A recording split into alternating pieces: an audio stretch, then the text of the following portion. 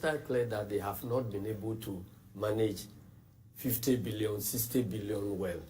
Why should I believe that they will be able to manage 6 billion?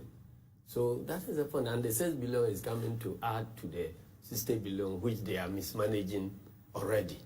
So there is no reason to believe that when you bring in E-levy, then suddenly there is some magic. But the 50 billion, I'm sorry, but the 50 billion will be water under the bridge, isn't it? Because it's gone, it's past. The government is facing an imminent collapse in terms of the economy if nothing is done. The solution is what we're looking for, and it appears that you're stampeding them, you're sort of preventing them from achieving the aim they want to achieve. That you see, right? If you are considering the 50 billion that is gone and past, so we should forget about it and go in for more so that it will also go under the bridge and waste, then you are not managing the economy.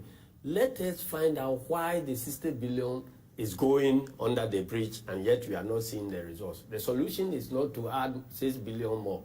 So if you know that the 60 billion has gone waste, then we must stop and ask ourselves the difficult questions. How do we stop this? The solution is not to add more, because it's like you are in a trench and you want to come out of the trench by digging. If you are digging, you'll be sinking further and further. You are not coming out of the trench.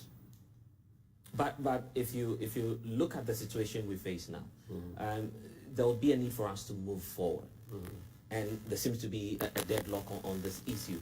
For you, as a political party, how do you feel we could address this situation? What's the alternative? And I guess that's the question that's been posed to the NDC all through this conversation. What is the NDC alternative to the E-levy? The alternative is to stop the waste, cut the expenditure. But and there are places... It's not a 9-day wonder.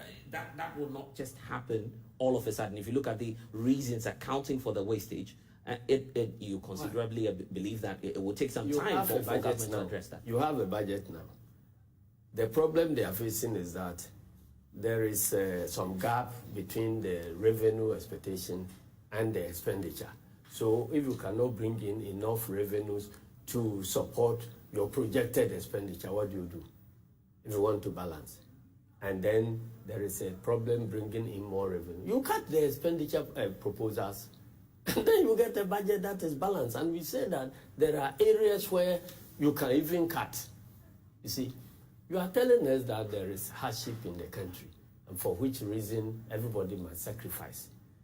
The tax, the levy you are imposing, it is not tax on any value anybody has created. It is not service tax or tax on any service that has been rendered. You just are taking money from people's pocket because you have the power as government. We are saying that if we have come to that situation, then let us look at your own expenditure. Look at the budget that is projected for government machinery. There are a lot of things that can be cut there. But the reasons you give... And then again, if I am your sponsor, I give you money to go and, to go shopping. You come back and say, account for me, let me know how you spent ABC. And you say, I am powerful, I'm not accounting to anybody. Why do you expect that we should give you more money?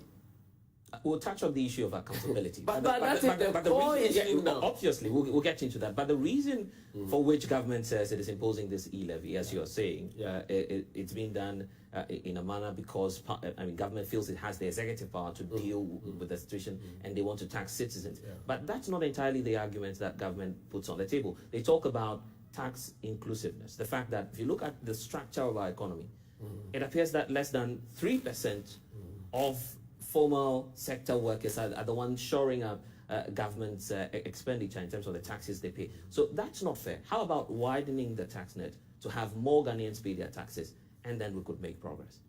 Nobody is begrudging government about widening of tax net. But you look at what is possible and what is not. You cannot squeeze water from stones. It is not going to happen. So that is why they are put there as to run this country. They must think through the options.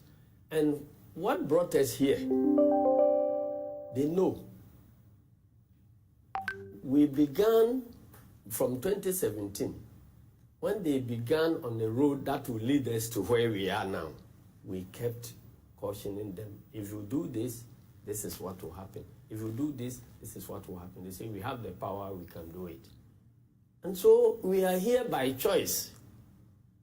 It is not by accident that we are where we are now, where the highest expenditure in our budget is payment of interest on loans and salaries and all that. Because when we were beginning the 2017, when they were beginning, the first thing they did was to go for Eurobond at a rate that we felt was not good enough, because they could have gotten the money at a much lower rate. They disagreed and they proceeded.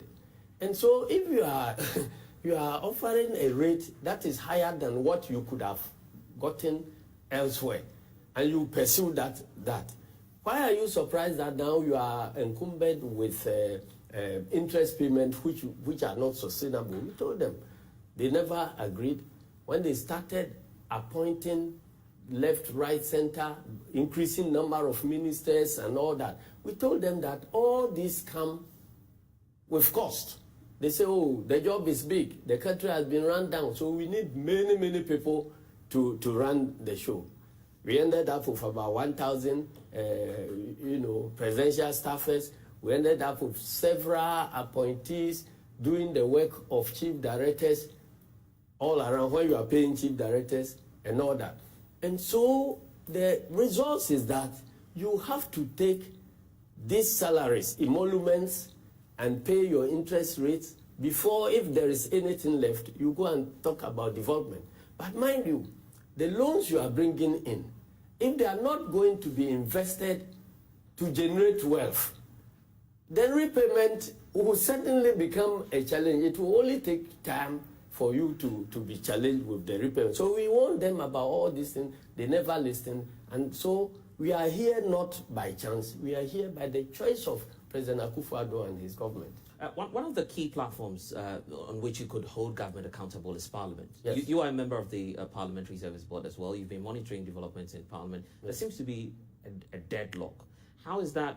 What's your impression of what's happening in Parliament now? And in fact, there are warnings, even from your side as well. I've heard a lot of people say it's good for that they cannot guarantee if we won't see fisticuffs in Parliament again. So what's your impression of all that's happening in Parliament?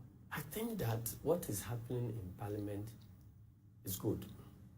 Because you see, I participated in writing the Constitution, and we put in there that everybody, every citizen must fight the Constitution with all your mind, with all your heart, and with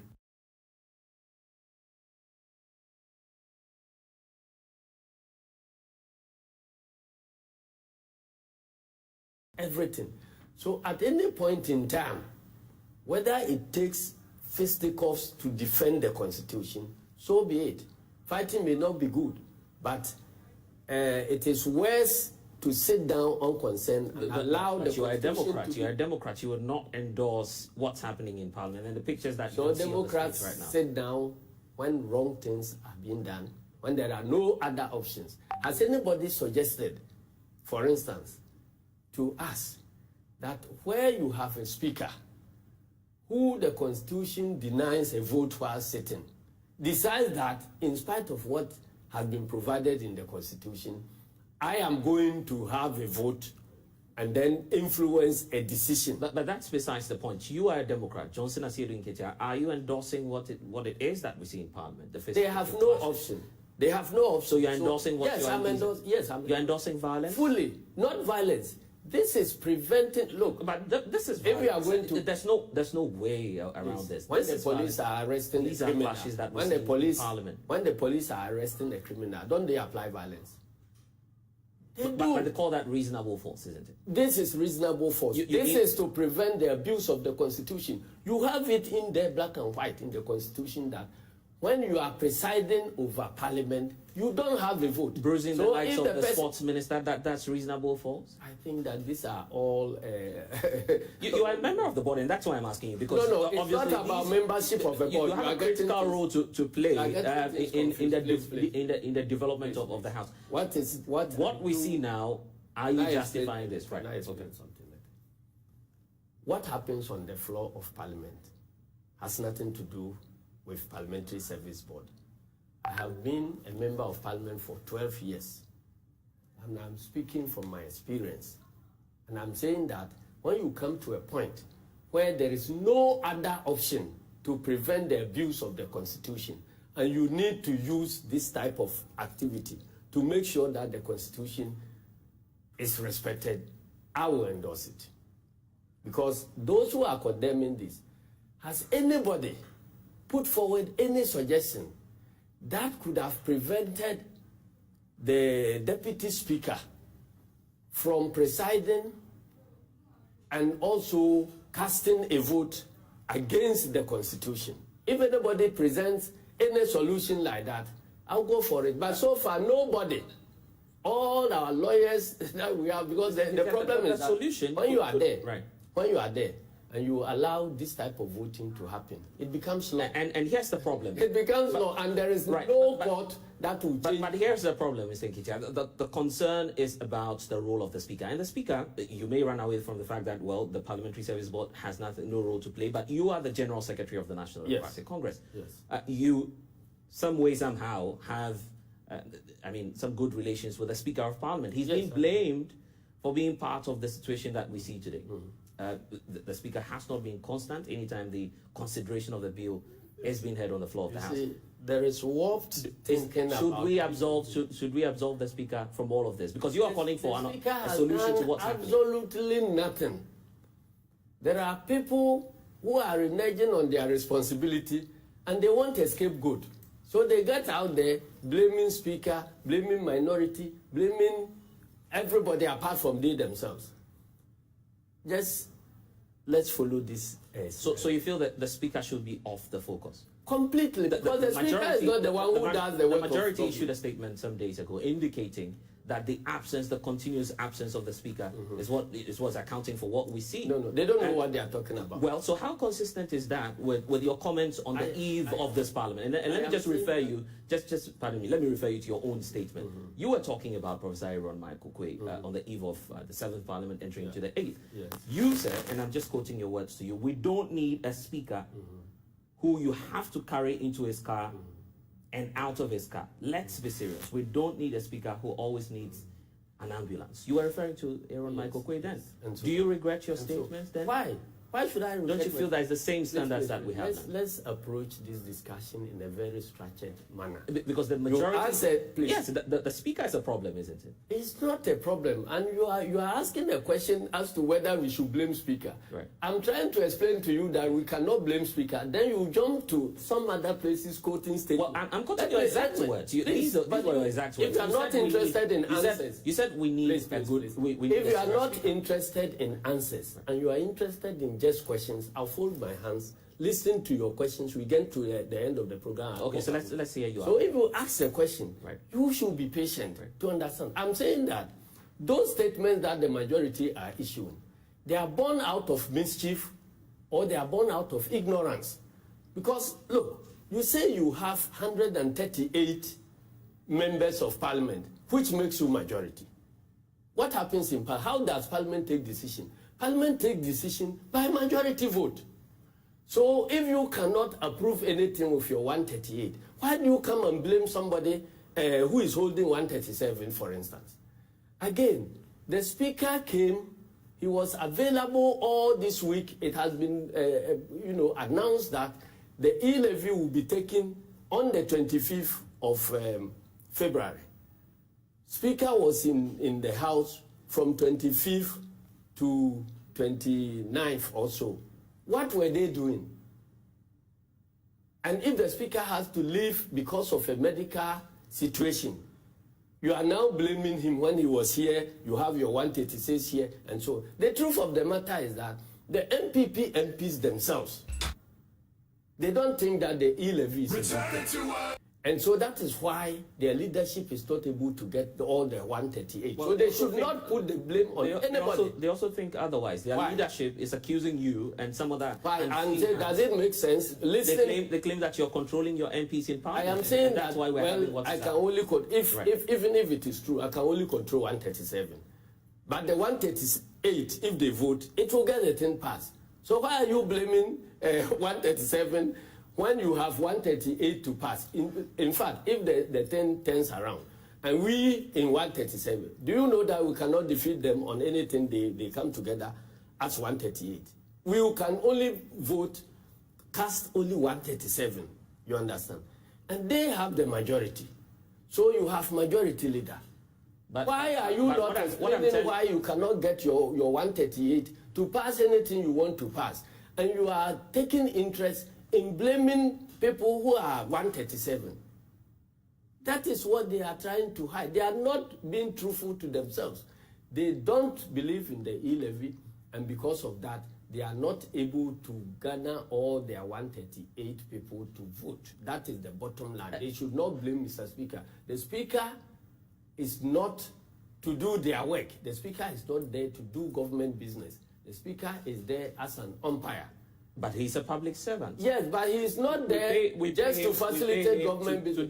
He is there to make sure that Parliament takes decisions that the representatives of the people want to take. So the Speaker cannot be partial.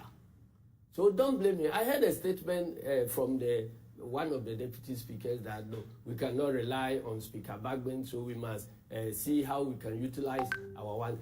Is the realization now dawning on them? Because they have been living under the pampered leadership of Michael Kwe. That when even things are wrong, they say because of government interest, let us twist things and get it through. Bagben will not allow that, even to twist it in favor of NDC. So that shows that the Speaker, the role of the Speaker is crucial. The last incident that we saw in Parliament was because the first Deputy Speaker had wanted to vote. He claimed that he had a casting right, and that's why he was attempting to vote. He denies the report anyway. But what the point is now is don't you feel, as a means of ending this deadlock, we need the Speaker of the House, Alban Bagben? You don't. Nobody should listen. Did the Speaker wish the sickness unto himself? The answer is no. Everyone in their parliament, their side of parliament, they fall sick and they go out for treatment. So it is very, very, heartless to be blaming somebody who has had to go outside for medical treatment as if you are blaming the victim. Bagben did not wish that sickness unto himself. So if you are blaming him, you are either saying that Bagben wished the sickness unto himself, and for which reason he has to go, or Bagben is not sick, but he's just playing pranks.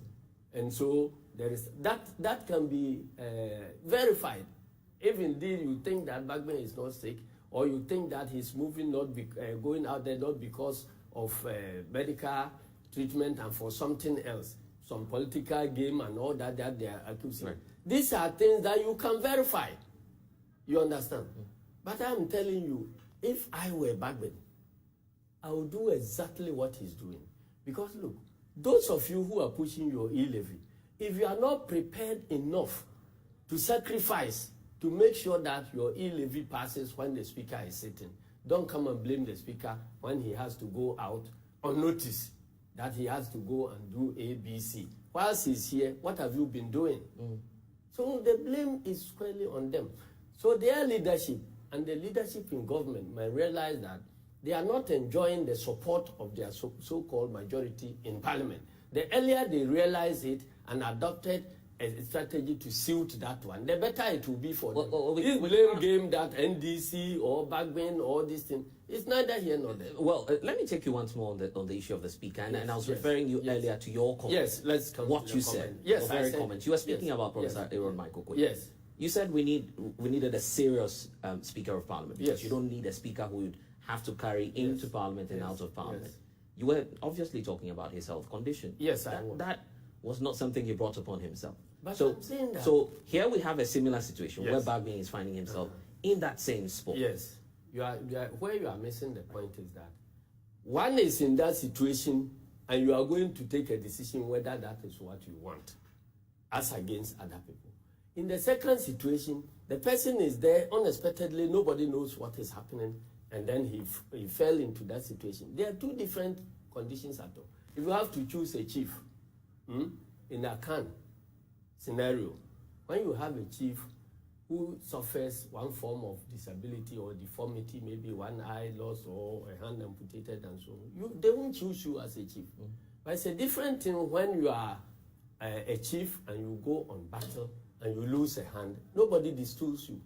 So there are different scenarios which you are trying to... But what's even more dire is that if you look at the personality of Alban Kingsford Bagbin, this is one of the, by far, the longest serving members of Parliament we've ever had in the history. He comes with some experience, he comes with some level of expertise in how to avert this deadlock that we're seeing in Parliament today. Why is he not bringing that skill to the fore, to call all involved? He's displaying we could all avoid those skills. You have a majority that are living in their past glories.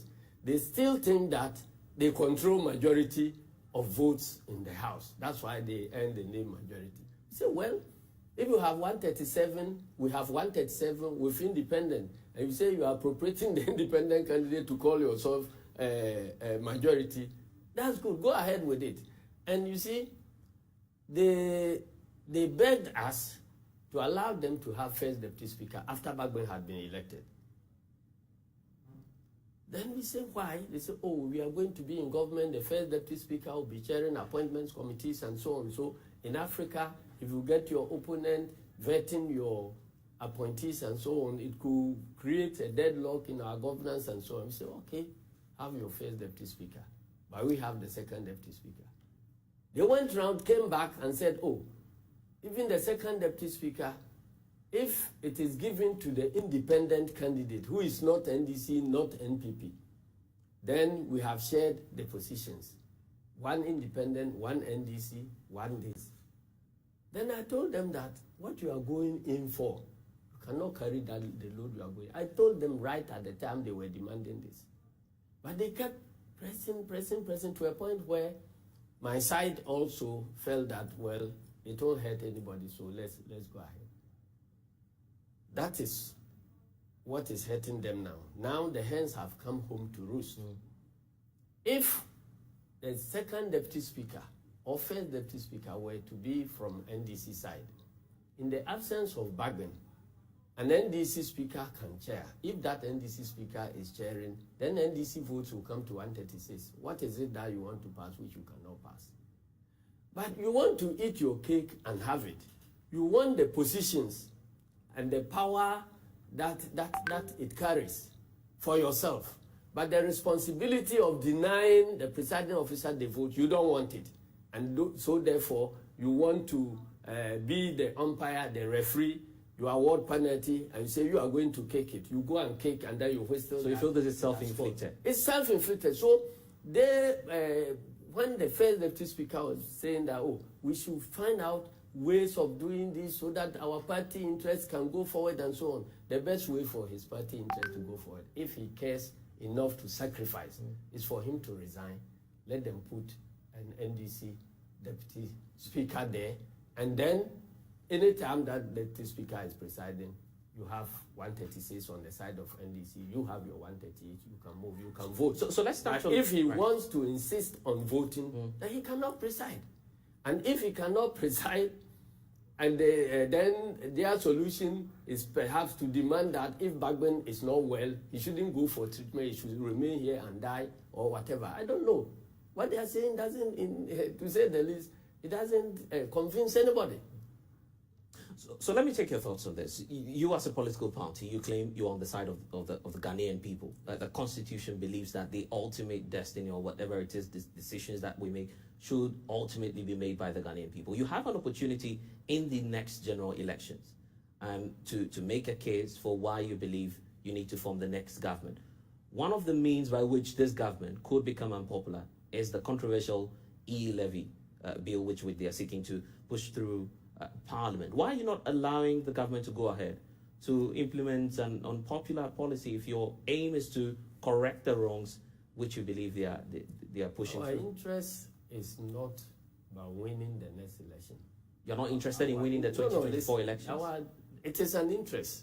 But I'm saying that our main interest should not be about winning election. It should be about saving the economy of this country. That you want to win the next elections, don't you? I'm saying that if I have a choice between winning elections and then making sure that we have a buoyant economy, I'll choose the buoyant economy. So in other words, you choose the E-levy over the 2024 elections? It's not about that, but I'm saying that you have priorities. Our priority as at now is not about winning elections. They have that priority of winning. That is how come immediately they were sworn in, they started talking about breaking the 8 and so on. So they are not worried about how to build the economy to improve the living standards in the country. All they care for is that what will make us win elections. And if you run the country on that basis, you will run aground the way they have run aground. So I'm saying that if something is hurting the economy and we have a way of pulling the brakes, otherwise it will collapse the economy. We have to pull the brakes. We won't sit there to say that, oh, let's allow this unpopular thing so that it will bring them down and so on. We have come to a point where we have to, remove the veil on our faces and then live with the reality we have created ourselves. You know that there are indications that we are going to be downgraded again. Our economy is going to be creditworthiness and so on. We are going to be downgraded. Why are we here? When you took over, everybody wants to give you money. And we say that taking credit or bond is not free money. If you are taking it today and we are warning you that you have to be responsible about your approach, and you don't listen, you come to where we are when nobody gives you money. Because, there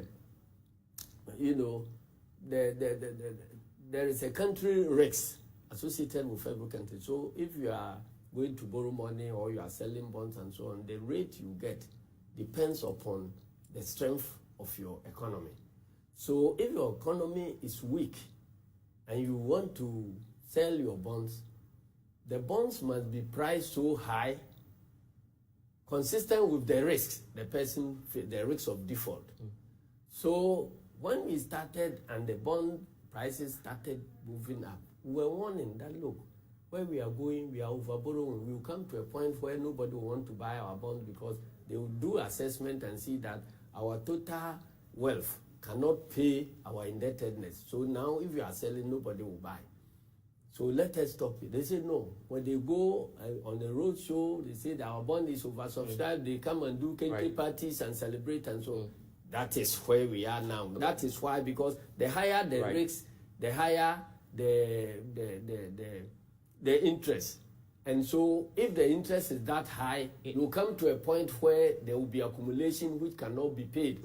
More so when the money you are bringing is not going into investment to generate wealth, to enable the citizens to repay. You come to a point you cannot sell any more bonds. Citizens don't have money to afford the taxes. And I guess that's why we're that here. Is where we are. But in all of this, we know that your side has been engaging government. Just last week, we heard reports that the government was attempting to revise the rate at which they want to charge. We understand that government is considering 1.5%. These are some reports out there. You have a fair knowledge of how the negotiations and engagements are going on. Is the NDC open to the idea of a revised electronic transactions levy? Are you open to that idea? You know what? At the risk of being sarcastic, I will tell you that MPP's way of engaging, which they advertise, is to make sure that pick some NDC MPs, put trumped-up charges on them, and take them to court. Mr. Bagben is a problem. Remove his military protection so that he will listen to good counsel and our levy will pass. That is the way MPP is engaging. And that can only lead to radicalization, because if you want us to discuss, we discuss not under the atmosphere of intimidation. We discuss with free minds.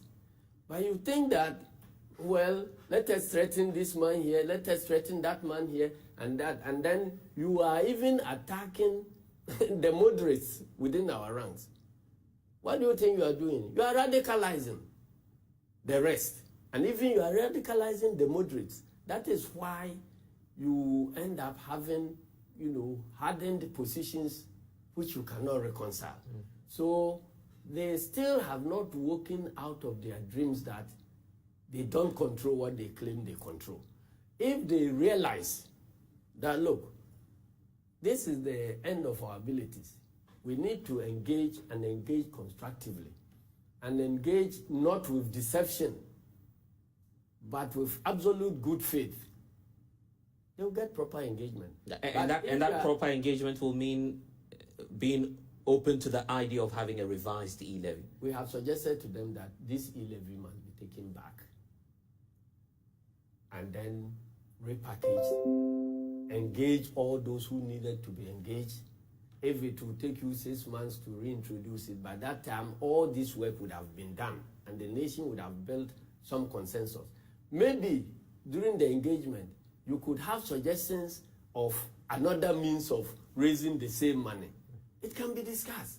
But you shouldn't put it there and pushing it as if it's a do or die affair. This is what we are in government, this is what we want. Even when Parliament votes against the budget, you say that no, Parliament has not voted against the budget, let's go and reverse it. Why do you keep on revising the so-called approved budget? But you told me that the priority... If they had understood that, well, this budget has been defeated, let us go and repackage it. But you go and there's opportunity to look at the expenditure proposals and all the others, the E-levy itself and the way it has been packaged and all the whatever is wrong with it can be corrected. You bring it back. We would have passed this in long ago. It's because, one, their insistence that, we are we. So no retreat, no surrender. This is what we want and it must happen. We are in government. That is one attitude. But you're telling us... The second attitude is also that they are not trustworthy at this stage. There is a serious trust deficit. So there is nobody they will be engaging who will think that they mean what they are saying. So even if they propose a revised policy, your suspicion is that they may not stay committed to whatever it is they're telling you. But what have they stayed committed to? All the monies they started collecting. They say they are running, a democratic system. In which democracy would you call a minister to come and account for some government expenditure, and he will face you and say that we are not going to account to anybody? In which jurisdiction would you have a president abandoning the state presidential jet and be hiring private jets, and then when Parliament calls for them to open up an account for the expenditure and so on and justify, they tell you that, look, when it comes to the comfort and security of president, monies don't matter, cost doesn't matter. We are not going to tell you anything. Right. And we are even preparing to buy a bigger jet. Right. If you are preparing to buy a bigger jet, then you should know that you cannot convince anybody that the nation is in any difficulty. You see, go and look at in all this difficulty, go and look at their projection for the monies that they will be spending on the presidency. Right. It has increased from last year. So why is it that if you are saying we are in difficulty, you are increasing right. your We need to go. I'm grateful for your time. A lot of things that can be cut. But even as you go, we know E-levy, right. We will be there. But as you go, we know that the NDC is marking the commemorative event of the Ayawaso West situation. What's the party's message to your grassroots out there, and for the victims who are still having some concerns till date? That's one of the issues that is not bringing consensus in this country. You see, you are running a democracy. People have been shot and maimed. A commission has been formed.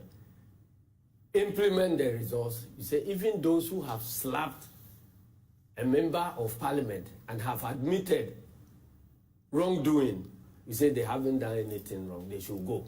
No punishment. Compensation you promised for victims, nothing is happening. Then you proceed from there to go to another election theater, shoot and kill 8 innocent persons. Nothing is happening to this day. And you say this is a government we should continue to provide resources for. This is a government we should continue to work for. I am communicating that crime does not have an expiry date. So we will continue to be on the side of the bereaved families. We will continue to be on the side of people who have been shot and maimed. All right. And pray that a day will come when we will exact accountability and make sure that we will restore whatever they have lost, apart from their lives. As for lives, the president himself has said we cannot restore them. But we must make sure that the nation is run very well. If you want more money, sack your ministers who are messing up with our money. I'm grateful that you've been able to join us this afternoon. That's the General Secretary of the National Democratic Congress, Johnson Asiedu Nketia, sharing his thoughts on a number of issues. This E-levy issue is still continuing. There are debates all over it. The minority, as we understand, is still raising some more issues with it. Ningo Prampam MP Sam George is speaking now. We can take a listen to him explain his position on the matter. Compensation that his own commission of inquiry says should be paid to Ghanaian citizens, but he has the money to be flying in private jets and buffing in the air. That is the interest of our president. He cares less about the people. But you see, whenever there is a dark cloud, because Almighty God is a fair God and a God of justice, in every dark cloud there is a silver lining. There is always a ray of hope. And the ray of hope for Ghanaians who have lost their lives or been injured thanks to the violence of the Akufo-Addo government is in the NDC under John Dramani Mahama. And I will show you why. If you take the NDC's People's Manifesto of 2020, and that for me was my joy, because in that manifesto, I saw what was my own opportunity, what was going to be my own salvation, and the salvation of all the other 8. And all the other people. If you have the NDC's People's Manifesto, go with me to page 116 of the manifesto. On page 116 of the manifesto, I just want to read exactly what is said in our manifesto. And that is the hope for you that you will get justice one day. And that's why I said, for those who think that they should wait. The day of justice is coming. On page 116. Page 116 of the NDC's manifesto, under security, paragraph 10.11. The next NDC government will reopen an inquiry into the Ayawaso West Wagon vigilante incident and secure justice for the victims.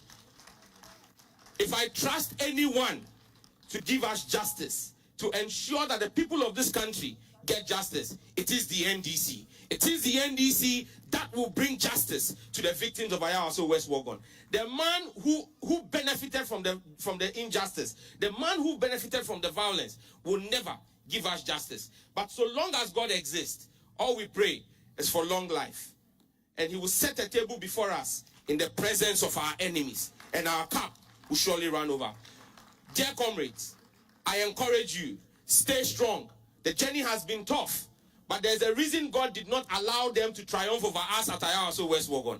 There's a reason God allowed you to live. It is for you to see the day of justice. And the day of justice beckons swiftly. It shall come. And on that day, let all who have been silent for the past 3 years remain silent. For justice will be served and a very cold dish in this country. Thank you very much. Please, we are live on Pan-African. Well, so what you see on the screens there are excerpts of the commemorative events which is happening within NEMA, being organized by the National Democratic Congress on the Ayasu West Wuogon incident. But we'll take a short break on the pulse. We'll return shortly.